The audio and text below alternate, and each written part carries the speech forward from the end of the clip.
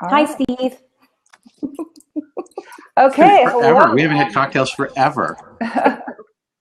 We're recording now, so I just want to welcome everyone to this special edition of our Found Friday, first time airing on BLAB. The episode is going to be available as a podcast on our SoundCloud account, as well as a video on our YouTube account after this. So lots of ways to see us. This week, Steve Farnsworth, hi Steve, is joining Erin and me to talk about creating a data-driven content marketing program. But before we get started, let's just do a few introductions. Steve, why don't you start? I'm Steve Farnsworth. I am the CMO at the Steveology Group, where we create B2B content for demand generation. And I can be found on Twitter at Steveology. Awesome, thanks. And since we're new to BLAB, Erin, why don't you go ahead and introduce yourself? Sure. I'm Erin, and I am the president of Ginza Metrics, and I can be found on Twitter, personal Twitter, only at Texas Girl Erin, and work-related stuff at Ginza Metrics. And Ginza is a search and content marketing analytics platform. And I'm Karen Scates. I'm the manager of marketing and PR at Ginza Metrics. And I just want to remind everybody, if you like what we're saying, you can just go ahead and give us a little applause here, and we'll be competing for those, I'm sure. Do we win something at the end? Oh, maybe like a cocktail. I don't know. Or two. Oh, we're all winning those. Thank you. I don't care whether I get applause or not. All right, yeah, the one with the least number of applause gets the most cocktails, maybe. So the most recent Content Marketing Institute trends said that 45% of marketers don't know what a successful content marketing program looks like. And that just shocked me and surprised me. And so we thought we'd talk today about what's going on. Are you guys surprised by that number? Not really. I think that when you say, how do you measure a program? I think part of the problem is like saying, how do you have a successful website? What's the measurement? Is your website successful? It's a really broad question. And so all the pieces that make up a content marketing program, it's really, it's a collection of, ideally, dozens of programs you're doing. And so each of those programs have to stand on their own. And so you're going to have individual KPIs. So what I think that probably speaks to more loudly or more broadly is that people aren't necessarily truly tracking the improvements between campaign to campaign. And I think that's probably what's going on. Yeah, I guess similar to Steve in the not surprised situation, but I guess maybe the surprise is I'm surprised I'm not surprised. I've just figured at this point we would have worked a little bit more towards some cohesive ideas of what good campaigns look like or what good programs look like. And it feels a lot like we're still very disjointed in terms of marketing channels, marketing methodology, tactical decisions versus strategic decisions, who we expect to be strategic in certain areas, where we place emphasis and budget on things. There's so many different moving parts that I think a lot of times what happens, especially depending on the size of your organization, the longevity of your organization. So how long has this department been around? What have they tried to piggyback onto things? What have they tried to split off into its own group? How have you hired agencies, consultants, different things? I was in a meeting a couple weeks ago, and in the call were 7 different agencies dialed in, and what you could hear was a lot of people not really sure who owned what, or taking credit for things that 4 different people took credit for. So, there's a lot to tackle when it comes to why don't we know what a good marketing program looks like. Well, I think there's 2 faults there. One is I think that management still is learning what being a technical technologist looks like, and so that's all very new for folks. And so I think that there's between ignorance in the rank and file about good KPIs and understanding in which those KPIs really have to come from management at some level, because you have to say, hey, here's our goals. How are we going to measure we're making those goals or moving that chain? And a lot of times, I know people are still measuring social media outreach and activity by followers. And this is like a question I've had multiple times just in the last month from people who make a lot more money than I do. Swear to God.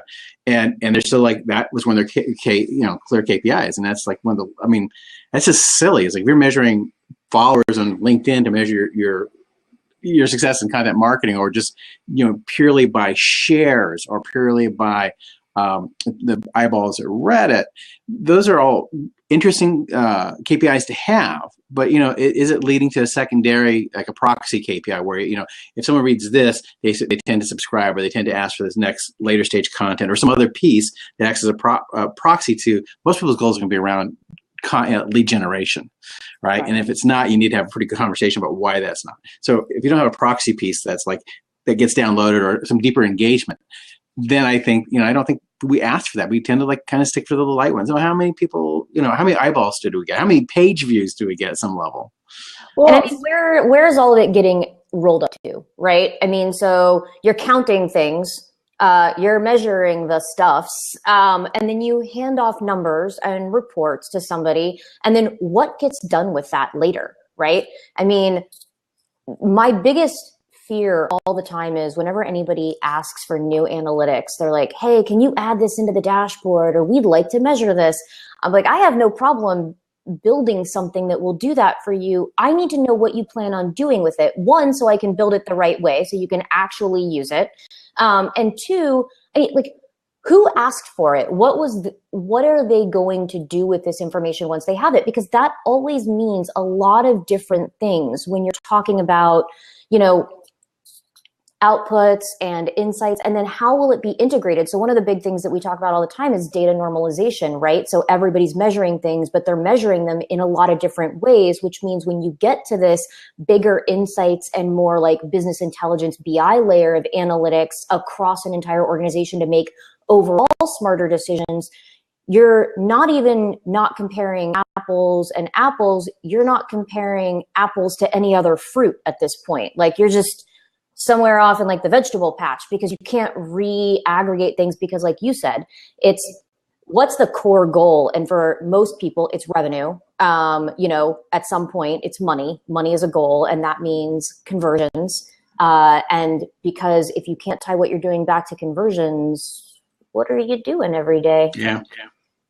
So we're talking a lot about KPIs. Why are KPIs such an issue? Why can't people settle on KPIs? Well, most people just don't know what to ask. I mean, it's always embarrassing. It's always hard to be willing to put yourself out there and be measured. It's scary because you might fail, and so you have to have a certain culture of understanding that this is what we're gonna shoot for a number in the dark and measure where we are, and then see if we can increase that number. That's what we're really doing. And what people really think it is like, if I don't get 100 downloads and I only get 13 downloads, that's my job. And I think at some level that's part of doing it. And a really huge piece, I had this, really huge piece, people get really they don't always know what their goals are. Honestly, when you have people write goals, they tend to pick things that are so high that they don't connect with any kind of departmental or organizational goals, or so low that it's irrelevant to what the thing that they're going after. So there's this huge disconnect, and I have to say that a really large part of my time in consulting, and I think probably more critical piece, is actually sitting down with a CMO and the person, the senior director of lead gen and the content marketing manager, and sometimes they haven't had they've done personas, or they've done all kinds of stuff, but they haven't really sat down and really looked at that data and said, who are we really talking to, and does our content really map to these people, and then how we're going to measure that. And that seems like a really straightforward conversation. If you ask if they did it, they'll say yes, but if you start digging into it, you see a disparity between what they say they're doing and the knowledge that you need to be able to drive a good program and then set appropriate KPIs. I mean, this is one of the conversations we have all the time from a search perspective. So the KPI thing is hilarious. It always falls into some category, which is they don't know what goals to set. They don't know how to set them because they don't know what all goes into them. They have conflicting KPIs across departments, or as you mentioned, they don't know what the larger goals are and how to create some sort of connective tissue between their job and this larger goal, right? So we have this conversation with search all the time, which is essentially, it's funny when somebody says, I want to build a website and I want to build a website about X, and then I want you to make it rank. And I'm like, well, why don't we back it up a little bit and you find out what are people looking for, and what is it that you do that people are, and how are they talking about it, and what are the issues associated with that, and why don't we build a site and build content around things that people actually give a darn about, right? As opposed to the other way around, which is this idea of, I'm going to build it, and then I want you to essentially fix it after it's broken and make it findable. I'm like, well, why don't we just start out with findability in the first place? Which seems to be, this goes back to the, like, why don't people have successful things? And like us both saying that we're not surprised.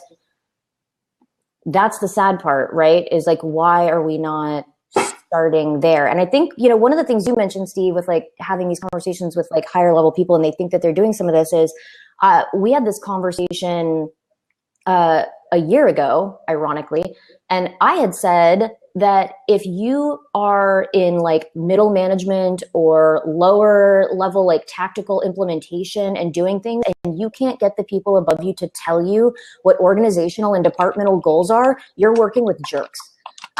They should tell you. Yeah, I you know, absolutely. I think that Carmen actually, just actually had a really, you want to share that? I think it's a great comment. Like Carmen just came in and she says that she thinks some make the mistake of reporting the KPI that won't get me fired or won't shrink my budget. So they're playing it safe because, like Steve said, they're like, oh, I can't really set a real KPI because then if I don't meet it, I'm going to get fired. But at the end of the day, not converting and not making money is what will get people fired. And eventually that comes back to you. So I could say I got 1 million Twitter followers and we didn't move one more widget, you know, and at the end of the day, that's still noticeable. So I feel like there's only so long you can really do that. I think that what happens is we get a lot of number stuffing and then passing the buck, right? So you like hide things under layers that make it look like it's not your fault or not your department's fault, and then it gets shoved off somewhere else. And the problem is a lot of times nobody follows the money, nobody follows the buck, right? To figure out conversion. And that goes to something like attribution modeling and like bigger discussions. Proxy KPIs and all that stuff, Right. So the other thing is this setting the goal and then forgetting about it. It's kind of like we were talking earlier, Erin, about setting your personas up and then going, oh, well, we're just going to write what the C-suite wants to hear or what we want to talk about. So this problem of maybe going ahead and setting KPIs and then waiting for a year to measure it. How often should people be looking back at those KPIs and measuring their progress towards goals, do you think? That explodes. I know this is really your guys' bailiwick, but I have to say that I think there's a good framework to think about measurement, and it's kind of just three components. And one is like dashboard, which is like, you know, and I think that we need to have this discussion right here today. But you know, you need to have a dashboard so you can basically look at stuff daily. So you see what's kind of going on, just kind of the raw numbers, kind of what's going on, if there's anything that needs to get your attention. And then I think that there's the next level of that, or the level of that maturity, is campaign analysis, where you're going back and looking at the campaign and seeing how you did in that measurement. That should really be taking place a couple places along the campaign, and definitely at the end of your reporting. And that should be a fixed element. And I think the last piece, and this is really kind of big, you know, getting the campaign reporting doesn't happen a lot, but the last piece is optimization, where you're looking at all that data and looking at, now it's the level of maturity, what are the hidden opportunities we're finding in this data? You know, where can we actually increase it? And there's also danger. Sometimes I think this is the part where people start looking at, oh, look, we got a ton of eyeballs for the 10 best whatever article, and that can be death. You need to make sure that the articles are, you know, the data you take from that to optimize is targeting the people you want to speak to. Yeah, oh man, there's so much there, right? Like the persona thing is hilarious too, because I don't want to throw anybody under the bus, but I'll just, you know, speak in generalities.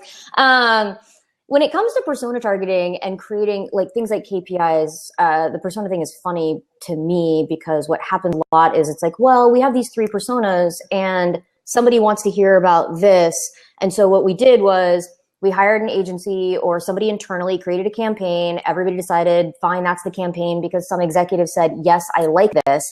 And then they're like, oh, well, we have to make it fit these 3 things. So like, we'll just add a line in there for moms, and then we'll just add a line in there for like people in metropolitan areas, and we'll just like change this one little word here. I'm like, that's not persona targeting. Like, that's not what that means.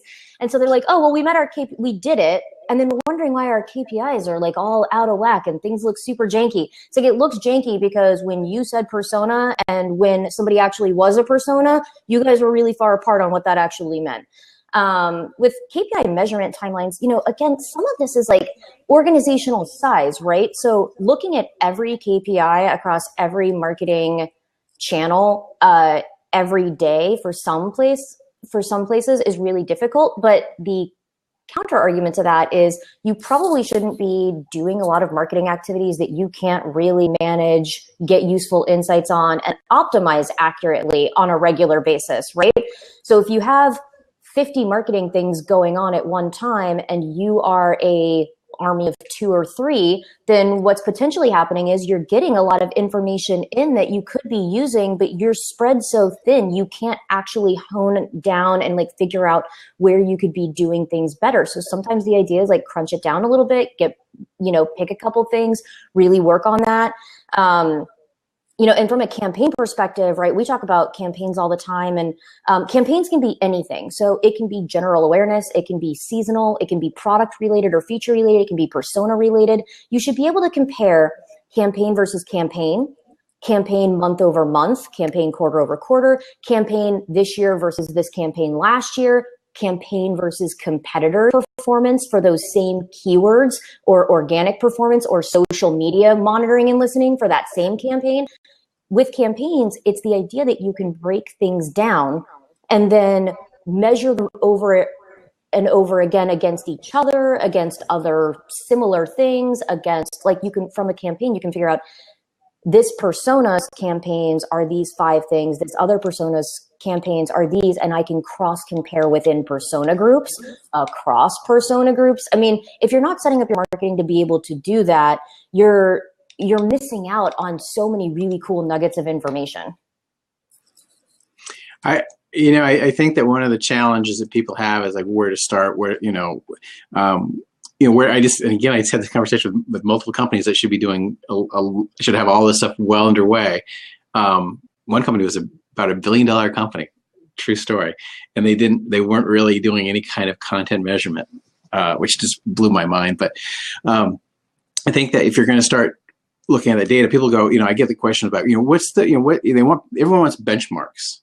And because that's how we think. And the reality is benchmarks are relevant to you because you have unique needs. And so you need to figure out what's important to you. And that's a lot of work. And that's, marketers don't want to really get into that. And so, but I think as a construct or a framework to think about that stuff, you can break down, like, if you're starting from 0, what you really want to do is it's like going to the gym. You start, how many push-ups did you do? How long did you run? And that kind of stuff. And so that's really what you want to start doing. And I think that there are like 3 phases of, you can kind of start grouping your different metrics in. But the first phase, you're going to really focus on traffic generation. The second phase is going to be engagement. And the third phase is going to be conversion. So if you're looking at, measuring traffic, it's like unique visitors, page views, backlinks, source traffic, those kinds of things. But when you move on to kind of measuring engagement, and I think that's the first thing, kind of get those locked down to kind of see where those numbers are. And that's a pretty, there are a couple of metrics you probably could use, and that's a good place to start. But then you kind of think, you look at engagements, your next level or next phase. And I would put in like bounce rate, time on website, new returning visitors, sessions versus page views, shares by content. And then like the last one would be is when I think you start getting to that high level maturity, which is measuring conversion, like the last phase. And this is when things start really paying off, because the first 2 phases I think are almost like all the hard work. But now you want to look at like opt-in rates, click-through rates, number of leads, any ROI if you're able to track that. So I mean, I think that that's a simple way to tackle your problem. And then you start looking at that data against your, like to your point, Erin, start looking at that data to past data and see how you compare. Well, and measuring content effectiveness is still one of marketers' top 5 challenges, according to CMI. So simplifying that to begin with maybe is best, but I think really getting those good numbers at the end, like you said, and going for the conversion, Steve. it's hard for a lot of people to, like, a lot of people want to start out with conversion, right? They want to start with that idea of this thing converted at X amount. And the problem there, without doing the rest of this stuff, is you don't know why. You don't know if it was a fluke. You don't know if it, so we go back to the medium, method, and message thing all the time, right? Which is, was it what you said? Was it how you said it? Or was it where you said it? Or was it some combination of those things? Or was it who you said it to, right? So, I mean, these are all considerations that you have to look at when you're trying to figure out content effectiveness. And so if you're not set up to actually measure things in a way that allows you to understand that, to me, the point of measuring it is completely moot. So why do I care about why a specific thing converts so much, if not only to like toot my own horn and take credit and keep my marketing budget, and then secondly, to know what should I be doing more of or less of or differently, or how does this combine with these other things, or what does this look like in the competitive landscape, or how does it shift over time, or how do I leverage something that we had previously to make something better? I mean, there's just so much to that like when you just start with conversion, you're missing out on so much of what leads up to it that actually is the real meat of the problem. I have a comment from Confluent Forums. And it's a good comment too.